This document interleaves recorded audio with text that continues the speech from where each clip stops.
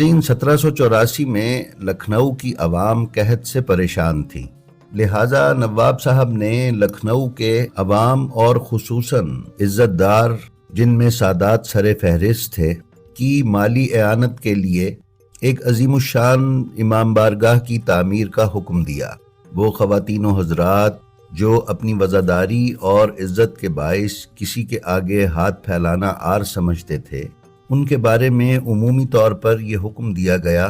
کہ وہ بے شک رات کے وقت اس امام بارگاہ پر آئیں اور اگر وہ چاہیں تو اس کی تعمیر کے کام میں حصہ لیں۔ ناظرین، بتایا جاتا ہے کہ لوگ رات کی تاریکی میں آتے اور وہ بیچارے